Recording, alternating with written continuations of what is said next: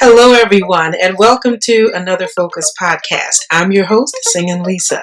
This is the place where we inspire, inform, empower, and impact. I'm glad you're here. I have the opportunity to put the focus on people doing great things in the community and beyond. Today, we will meet Dr. Title, a local dentist born and raised in New Orleans. He's going to talk about how he combines his passion for caring for others along with his love of music. He's going to share his thoughts on surviving Hurricane Katrina, his current practice today, and how he feels about the current pandemic that we're in. We're all in this together, and we'll find out exactly how he's making it through. And if you stick around, you just might get a little taste of New Orleans music. So let's meet our guest right now.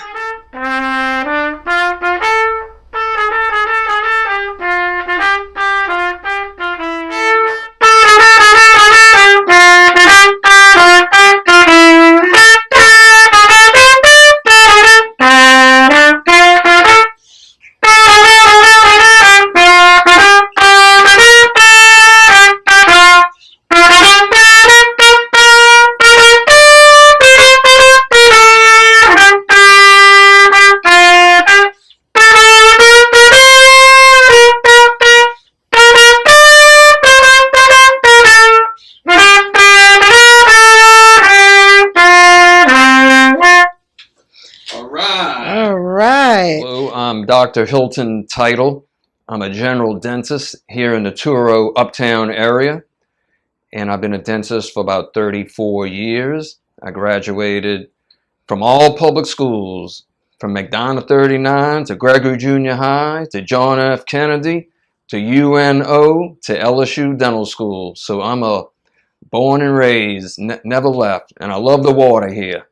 Well, love it. Well, you are all in, as they say, in New Orleans, and it is absolutely a pleasure to meet you. And of course, when we think about New Orleans, there are, more than 300 years worth of memories, but you have a great stake in this great town because you've been here, like you said, and you've been, it's just in your blood. And I know we've heard the music, so we know that the music obviously has impacted you greatly. And you've had your own experience through this COVID-19 situation that we've been going through for the last several months. And so tell us a little about your beginning in terms of your practice and how things, brought you to where you are. Well, my father was a veterinarian, and I looked at the way he practiced, and I really respected the way he did things, but I wasn't a real cat person. So I kind of was a little bit, I was a scaredy cat, so to say. So as a kid, I just kind of ventured a little bit away from veterinary, but I liked the tradition of seeing patients, friends, families on an ongoing basis. So that's why I picked dentistry, because it's a people kind of environment. It's a great profession, and I like helping people a lot. Well, it's definitely an up close and personal experience because you get to see everything going on inside that helps everybody to have that great smile that we all enjoy having. And so I know you've had some great personal experiences, and you've probably helped a lot of people feel a lot better about themselves. And so that is worth words that can't even be expressed, I'm sure, when they get that smile they've always wanted. So it must be rewarding to really help somebody have good dental health as well as achieve, that aesthetic beauty that, means a lot to a person. Oh, for sure. You got to have your teeth. It's what it's all about, from nutrition to your mind, psyche, having nice teeth, and just from a health standpoint, keeping your teeth healthy, Absolutely. Were there outstanding circumstances or certain persons that you said, okay, this is a big one. If we can make this work, this person's life is going to change. Have you had those? Well, yeah. I had some artists in the past that were great people in the community and made some great teeth for these people, and they were smiling from ear to ear. And people that have heart valve problems, if their teeth go bad, it can cause their heart to go bad. So a lot of times you're saving their lives by getting all that infection out of their body. Right. So So we want to make sure people are healthy and happy with their teeth, for sure. Yeah. So when it comes to dental care, I know that it's very important to start even when the babies kind of first enter the world in understanding how to take care of the gums and how to really get that good, practice started. So what do you tell a new family that's starting with their newborn, when should they come and see you first, or where should they begin with I would that? say when the first teeth start coming through, Yes. that's when you got to start paying attention. And it's Mm-hmm. good to let them come to the dentist and let us take a look, make sure things are developing properly, and making sure that they're giving good nutrition at home, not letting them go to sleep with the bottle, with like milk and sugary things. You don't want to get those cavities because your teeth are important. Even the baby teeth, primary teeth are important, just about as important as the permanent teeth, because those set the stage for it's later all about on. how you get started. So yeah, and when persons have those cavities, is it always usually from sugar or primarily? Well, it's hard to say, but the less sugar that you put on your teeth, it's good to drink water. Yeah. Water is very important. We've heard a lot about water. Water is so important. Yeah. With every meal, drink water, water, water. And if you can, drink the city water. If you think it's good, try to drink the city water because it has fluoride in it. Okay. And fluoride has really made a big difference. I'd say fluoride is one of the top 10 medical advances of the 20th century. And we had a bunch of advances last century, but fluoride has aided so much in healthcare, because if you have bad teeth, then your whole body can go bad. And fluoride prevents cavities. Wow. So a lot of people do not get cavities as much as they used to. They'll get them later perhaps, but people my age and even older, we all had cavities from the get-go, whether we brushed or did anything, just because we just have little bugs, little bacteria getting those crevices in your teeth. So if you get a cavity, get it filled as soon as possible. Don't let it get worse. Wow, that is really good information to know, because a lot of people, I guess, just having a great smile coming up or looking healthy, you really might not know kind of the underlying activity going on. And so you're saying because of the bacteria, there may be some things happening before we even realize it. Yeah, there could be bad gum disease going on under and around those teeth. So a lot of people don't go to the dentist sometimes until their wisdom teeth start bothering them. That's like totally crazy from what it used to be 40, 50 years ago. I mean, everybody had a cavity by the time they were 7 or 8. It was just a fact of life. I mean, it was an oddity to not have a cavity. Wow. By the time you were, 8, 9, 10 years old. Nowadays, parents think they did something wrong with their child if they get a cavity. So you just have to accept for what the situation is.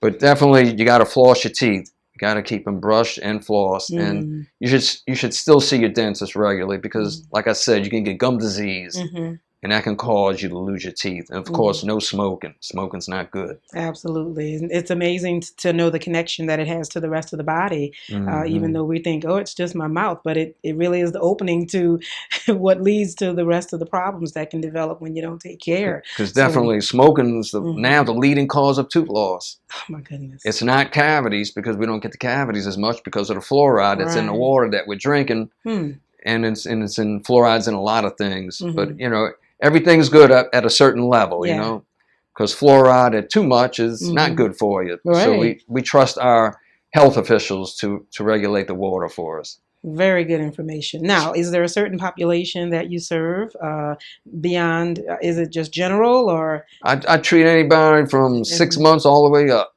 Okay. Yeah. All right.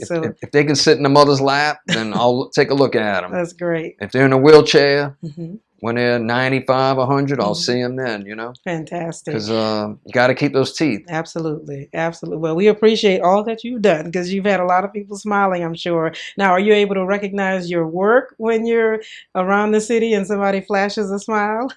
In certain situations, yeah. That's pretty good. That's good. Now, how does a dentist become a musician?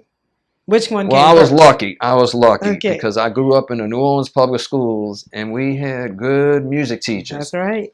We had good music teachers, so I was blessed from the get-go. And I was the 4th of 5 kids, so a lot of my other family members did play some instrument. And so I could kind of just sit back and see what they were doing and kind of take it from them. And Yeah. so I picked up the trumpet, and we had great music teachers in our school systems, Yes. which I owe a lot of debt to them for their guidance and professionalism, and because they were true career educators. Well, I can certainly attest to that. Being exactly the same as you, coming up in the public school system and getting that firsthand experience to music, it changes your life and it affects it in a great, great way. And I think just makes you such a well-rounded person. So I can see how easily music, is still a part of your life as you're in your profession, because you really can't put it down when you love it. Yeah, I was just talking to the guy yesterday who books our bands for the Mardi Gras parade, because the band that I have, we play in 6, 7, 8 parades every year. Wow. And he told me yesterday, I'm not sure if we're going to have the parades due to the pandemic. Yeah. So we'll have to wait and see. Some adjustments. Well, speaking of the pandemic, and I know that it's been an adjustment for everybody in life. What was your typical day like before COVID-19 became a part of it? Well, there was always something to do. Always something to do. Matter of fact, I wear tennis shoes when I'm working, and usually at night I'll be wearing my good shoes, my hard leather shoes to go out. Yeah. Yeah. Because something was always going on. Something always, and I'd wear a tie every day to work, but there's no functions to go to. Yes. Much after your day of work, so. It's definitely an adjustment. So how did your practice change once you found out? Because you're obviously very close and up close to persons and patients when you're caring for them. So what types of changes did you have to address? Well, to be honest with you, I keep a very low profile practice. So I don't have many employees. So it's a very personal type of practice. And I just see one patient at a time. Okay. So I was already practicing that way. Okay. I don't let people coming in and out. I just keep it very safe, and I like to keep it that way. So I'm very low stress. Yeah. So you were ahead of the curve on that one. I had already adopted that way. So I'm sure it's a more difficult for other practitioners. I mean, it's just like after Katrina. I had a small office, small practice, and I do a lot of procedures myself. I don't delegate to a whole lot of other personnel. So I was able to pick back up right then, and thank goodness my office didn't flood. I sandbagged it before Katrina hit. You were very and I was the only office in this building that could keep working. Really? The water just rushed all through the courtyard. Yes. So oh my goodness. I was very fortunate that I was able to treat patients, and a lot of people didn't have a dentist after Katrina. Well, it was like a war zone around here. It was rough. Yeah, I was going to ask you that, and we actually just recently celebrated or commemorated 15 years since that, and I tell you, it just almost doesn't seem like it's been that long, because the memories are still so fresh to what everybody experienced in their own way. So, but what a statement to be able to make, that you were able to pick back up pretty quickly after each. So what difference do you see in how you got back to work when it comes to Katrina and the pandemic? Well, I mean, I was ready to work at any time whenever they said we could. So I was lucky and I didn't lose power for Katrina. My phones worked. I didn't flood. And for the pandemic, I just did what the state told us to do, what we could do. And if people needed me, I was ready. Ready, willing, and able. Yes, I can tell. That is wonderful. And now, did you play music a little bit more, just personally, to maybe soothe and ease the minds of people, or even yourself? Well, I've been getting together with some friends, and we've just been doing a little singing and playing, and doing a little YouTube and a few little small impromptu gatherings, like you might have heard around town other musicians are doing. Yes. Well, I know Zoom has become very popular because if you were not doing Zoom, then people quickly figured out that was a way to connect to friends and family and people, and to actually keep doing what they enjoyed doing. So did you find that out of all the preparations you made through the years, did the technology side of it increase in your area? Well, I mean, Zoom has helped because a lot of webinars. You know, you can keep up with what's going on. So all our CE continuing education Yes. is pretty much by Zoom these days. So my webinar that I heard a couple of weeks ago talked about air circulation and infection control and how to keep the air in your office. And I'm lucky that I work in the building I'm in because I get to open a window. Oh, I get to bring in fresh air. Wow. And that's what's the most recommended thing if you can do it. Yes. If you can have fresh air. So I got an AC vent blowing one way towards the back, which is recommended. And also I have fresh air facing me. So like I said, I'm very low stress. I'm very fortunate. That is, yes, you are very fortunate. And it's such a great recipe for everybody else to really pick up on because they need it to continue to recover and to just maintain some mental health through all of this, because we know this has been really stressful for a lot of people. There's been so much of loss of lives and just so many unanswered questions. Have you had, in your ability to be low key, been able to help other people who maybe have had a more close relationships that they've lost or had bad experiences with? People have been pretty, staying healthy for the most part that I've come in contact with. When patients come in, I ask them, have they had any family members or any close friends? And I mean, thank goodness I have not had any answers coming from them that they've lost anyone. So I'm happy that that hasn't happened in my close circle. Yes. I'm sure it's happened. I just haven't come in contact with those people yet. Yes. Well, that is fortunate. And of course, I know the approach that you have is going to help anybody that comes your way who would have that experience, because you've got the music, you've got the right spirit, so that will help anybody to at least know that they're on the right path to getting better. So let me ask you, when it came to Katrina up to now, what did you miss before you knew anything about a pandemic? When it was Katrina, what was it that changed the most for you over the years? So when Katrina hit, after Katrina? Yeah, after and before you even thought of a pandemic, what is it you said, I just still miss that from Katrina. It's not the same. Well, the interesting thing about Katrina is that because the building that myself and Dr. Akula practiced in, this building was one of the only buildings along with other Touro buildings in this neighborhood that didn't flood. So this was prime office space, especially post-Katrina. So the New Orleans Musicians Clinic set up in one of the courtyards right down. So I was the dentist for the Musicians Clinic. And so I had the opportunity, like you were saying before, help people.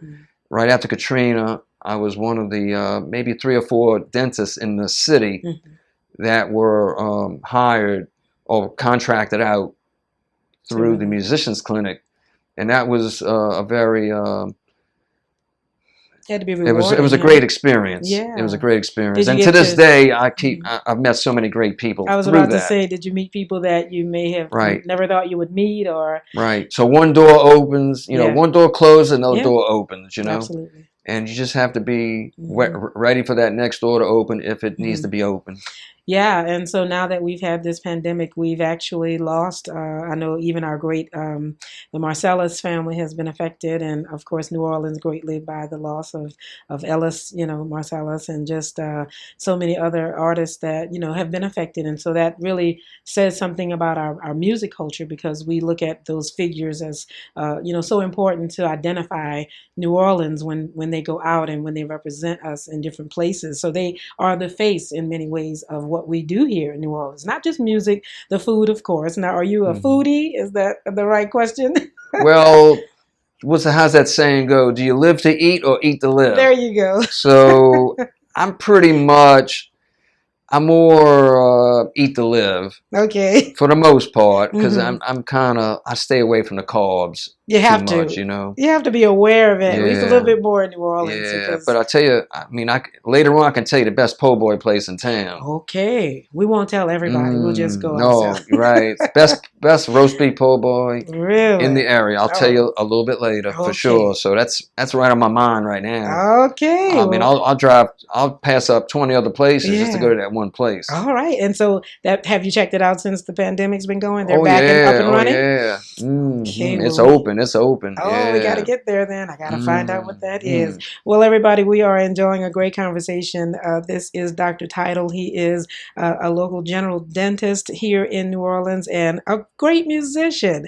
And I love to be able to pair that together because I myself love music. And so I'm excited because he might play another tune for us before it's all said and done. But we definitely want to know, what is your outtake on the pandemic in terms of, I know you haven't had the personal experience of a lot of loss, but what's your outlook on New Orleans? Because of course, as you said, our Mardi Gras and parading season may not happen because people are still recovering and learning how to cope and live with what we're dealing with, COVID-19. Yeah, it's going to be a great adjustment. I mean, we've been adjusting all along the way, Mm-hmm. and I think we have to even be ready for more adjustment because we do love our Mardi Gras times, and it really makes us unique compared to the rest of the Yeah. world. So we just have to keep a positive outlook on Mm-hmm. it, and just hope that that life can get back to a more normal way soon. Yeah. The sooner the better. Well, a whole lot of creativity has gone into helping people get out of the house, which they have been really ready to open those doors. And so I hope that a lot more creativity can come to even make some type of celebration like that happen, because it really is one of the reasons why people are distancing, because we're known for not doing that. So that's going to Right. be interesting to see how that comes about. What's your opinion on the vaccine and all of that that's kind of quickly being developed for everybody? Do you feel hopeful? I believe so. I think Mm-hmm. technology has probably come a lot further, even the last 4 or 5 years since one of those last pandemics or epidemics had broken out. Mm-hmm. So looks like all full steam ahead. Mm-hmm. So I do have trust in our public health and government that Mm-hmm. we'll get one soon, and hopefully get more immunity out there, and hopefully it'll just go away. Yeah.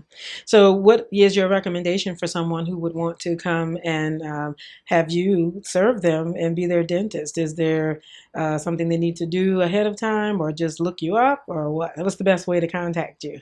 Make sure you start flossing first. You got to floss. Let the floss be boss. Oh, I love Yeah, it. we got to floss because Hmm. that's important. It'll make Yeah. your dental visit and other health Hmm. issues be so much better for you. Yeah. So, What is the person who comes to you? What is their biggest complaint? Because I can just hear somebody saying, I just don't like to floss. mm, What is the biggest complaint that you get when somebody comes to you? it's usually some sensitivity, or it could Mm. be a chipped tooth, you know. Oh, okay. Because as we're getting into our older years and people are living longer, and because of fluoride, people are keeping their teeth longer. Yeah. People are keeping their teeth longer, Yeah. which is a good thing, but it could be more maintenance is Hmm. necessary. So teeth will get brittle, Hmm. teeth will chip. So if you feel something's not right, don't let the pandemic stop you from seeing your dentist, because we do take precautions, and Hmm. we use dental dams as isolation dams that can help lower the risk of Okay. transmission Yes. of this disease. And of course, everyone's wearing their mask. So, and they've got 1,000 designs. Have you seen the ones yet with teeth on them? I have, and they definitely, I don't know what's gonna happen for Halloween this year. Oh my God. Mm-hmm. Is it scary? I don't know. Did it kind of shock you when you saw that? Well, Because, yeah, well, I'm not sure what the protocol will be, but I'm sure there'll be some yeah. good masks out there. Yeah, that at least has already been done, so it won't be Yeah. something brand new that people will have to try. Well, let me ask you, because I know that on the shelf in the store, there's at least 50 different types of toothpaste products. What is your favorite, or what do you recommend that people go? What's the go-to toothpaste for I everybody? really think a toothpaste that has sensitivity protection Okay. and tartar control. Mm. So we shouldn't go for the quick fixes like do you like the whiteners and the brighteners? They're okay. They're okay. Since you mentioned that, be Okay. careful of certain mouthwashes, Oh, because certain mouthwashes have a certain ingredient in them that can stain your teeth. really?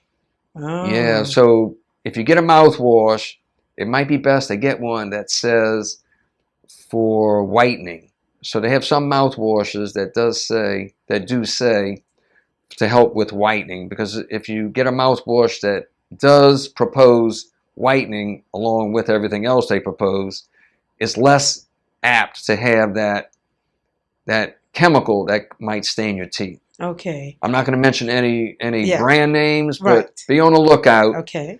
for certain mouthwashes. But there's a certain chemical called cetylpyridinium chloride. Oh, That's a long one. goodness. That's a long one. I might have to put that on the screen. Cetylpyridinium chloride. Wow. And it will stain your teeth. So really, you have to be careful. Read the Okay. ingredients, and you heard it from me. Okay, well, hey, we need that right advice because we all want that white, bright smile and we want to be able to be pleasant. Well, at least once the mask comes off. We want people to be able to see the smile, to know that, we're greeting them in a very positive way. So we're going to talk more with our guest in just a moment. But I wanted to say, if this is your first time stopping by, if you're enjoying this video, please hit the like button and let me know in the comments what you think. I'd love it if you would subscribe, of course, and hit that notification bell. You'll be the first one in the row when I bring up the newest video. So don't miss it. And of course, let somebody know. Now, let's get back into the podcast. Okay, so one of the things that we want to mention when it comes to hurricanes, we are in hurricane season and we definitely usually have an active season, typically around August, which is right where we just left. And like I said earlier, we just commemorated 15 years of Hurricane Katrina. Now, you have been here your whole life, so you remember even before Katrina that one of the worst hurricanes was Hurricane Betsy. We had Camille and so many names that are just etched in our memory. So what do you recall about Betsy that? was September 9th, 1965. Yes. September 9th, 1965. My father was a veterinarian. Mm-hmm. And he stayed open, he stayed with the animals, he came back home that night, Mm-hmm. and the eye of the storm came over the house. Oh my goodness. Nobody used to evacuate back then because they didn't really have good technology to predict way ahead of time what the storm was going to do. Nash Roberts, he had the marks a lot that he would write, on the board, and whatever Nash said, that's what we did. Absolutely. So Nash would call the shots, It all depends on what Nash said. Yeah. So we do miss Nash to this day. Absolutely. That he was the authority. He had a way of making everybody feel comfortable, But and when that Betsy came, it was quiet when it came over the house. Wow. And I just remember it got really shaking the house, Thank goodness nothing really broke. Yeah. The only thing that broke really, trees broke, limbs broke. And the 17th Street Canal, the canal over there, the lower Ninth Ward. Yes. The Industrial Canal, that's the one that broke. The Industrial Canal broke. Mm-hmm. And I remember, as a little kid, people talking about how they had to go up in their attics. Yes. This is before social media and all that. It's just if the news showed it, then you'd learn about it. Mm-hmm. If the newspaper would report on it. And then when Katrina came, that's when those stories started coming up, Right. And that was from 1965 to 2000. That was 40 years later. Yes. 40 years later, people started talking about going back up into their attics, having to cut through their attics to live. Having to have an axe. Having to use that axe to open up, get into their attic and get to breathe. Mm-hmm. And we just said, gee, I can't imagine that happening. Right. And then it happened. Yeah, Katrina. It is interesting because, and it speaks to the culture and where we live, because we are used to having an attic where many people are used to having a basement. Mm-hmm. And we don't have basements because we're below sea level, so we don't need any water coming in from below, and we have it enough during hurricane season. Well, you're absolutely right, and I really think that adds to the style and the way that houses are built, because you have to be prepared for what if you have to go into your attic, and it's absolutely unbelievable to many people who don't live here. And the water came. The water came because we lived on Elysian Fields, which is near Robert E. Lee. Yes. Which is maybe a mile from the lake. Mm-hmm. and the water came all the way, I guess maybe from the Florida Canal. I'm not really good on my geography and exactly what happened, but the water came all the way to maybe our front walk-up step. Wow. You know, but that's how high it was, and the National Guard came and helped evacuate people because the cars were barely drivable. Yes. The streets were flooded. And we tried to go to City Hall for something I can't remember, but we made it out of the city. Yeah. I do remember that, and we stayed at a relative's home in near Airline Highway, which is higher and dry. It's closer to the river, I guess. Yeah. So that's where we ended up after Betsy. Yeah, and just to reminisce on, you know, Betsy and many people remember Camille. Camille was what, 1969? Yeah, just you know, every year just presents another threat, but then we just have those that really will live with us because of the damage that was done. And so recently we were getting ready to try to get out of town again because we had Hurricane Marco and Laura, and we did, unfortunately, it missed both of them, New Orleans, which we're grateful for. But of course, we have our neighbors that we definitely are concerned about because they took us in when it was our turn from Katrina, and here we are, our people from Lake Charles have been tremendously affected. So we now have more people in New Orleans than we've had in quite some time, and so we are opening our doors and welcoming mats to try to provide services for them because we definitely understand what it is. And so now we are in, you know, we're just busy this year. 2020 has been eye-opening, to say the least. And so now we're ending the year with hurricane relief, so to speak, and having to help people get back on their feet, which we know will take some time because the hurricane comes and does such great damage. But the most important part, again, is that life is still here, that they are alive and able to rebuild. And so it is much, much to remember. Hurricane season, you know, these months always keep us on edge. And so now I think we have a better understanding of when they tell you to leave, we leave. Oh yeah, definitely. It's not worth staying. No, technology has helped us to really understand a lot, and I think that speaks a lot to the pandemic as well. Being able to really stay connected with people, because 100 years ago, as they spoke about the last pandemic at that time, there was not this technology where you could get the word out and be so connected to your family, even though you're not physically with all of them. The technology has really opened the doorway to great inventions and innovativeness and ideas, and hopefully we can chronicle this and we have good historical facts that can help for future generations. Absolutely. We definitely see the benefits of it. So well, once again, another great memory that we can hold on to and be grateful from where we've come. So if you stay around to the end of the video, you just might get what we call in New Orleans a little Langniappe. So don't miss it. Now, is this your only instrument that you play? I do a little percussion, just when I'm not playing. Okay. But, primary one. That's the one. Okay. Well, I love it. I'm not like Trombone Shorty. Trombone Shorty actually plays trumpet, I think, better than trombone. But he's the best trumpet player in my opinion. Yeah. I mean, as they say, when you got it, you got it. Yes, a definite gift, especially to the city of New Orleans. Sure. Now, so what is your favorite song? Is there a certain type of music that's your favorite? Well, I mean, I like New Orleans, style jazz, the good old Dixieland music. Yeah. It's tried and true, as they say. Absolutely. I don't think it's going anywhere too far. No. Can't do that. That's a definite stamp on New Orleans, and so just get your feet moving. I remember one time I play in a group, and we also do a hospital parade. Okay. And we do a hospital parade every year. We go to Touro Infirmary. We've gone to surrounding institutions in this neighborhood, and we went to one hospital, and a man was an amputee, a double amputee. And the thing that caught me the most was that his stub was just beating to the beat. It was moving to the beat. Yeah. And when I saw that made it all worthwhile. Yeah.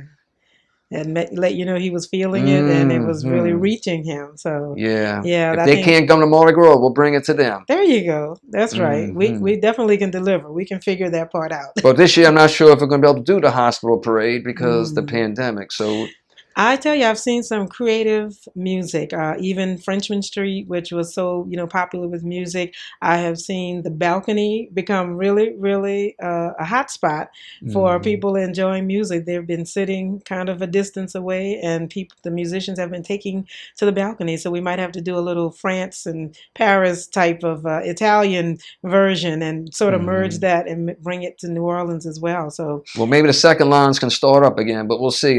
Depends what phase we're in. that's true. Yeah, we've been in phase 2 for quite a while. Like, I guess we'll have to play it by ear. Yeah, there you go. Nothing wrong with that. So, what you Hmm. have a favorite memory as we wrap up of New Orleans? What do you just absolutely love about New Orleans? You've been here all your life. You said you're not trying to leave. So, what is it about New Orleans that just grabs your heart? It's not too big and it's not too small. I love it.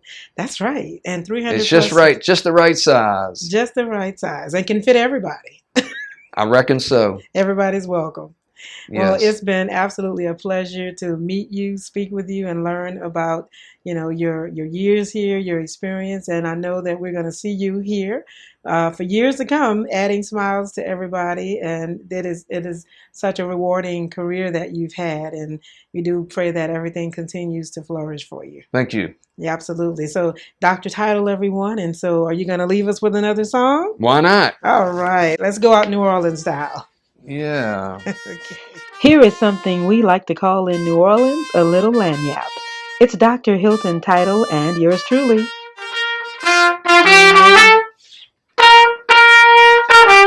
Give me that old time religion. Give me that old time religion. It's good enough for me.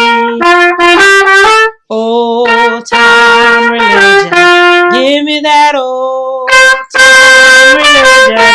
Give me that old time religion.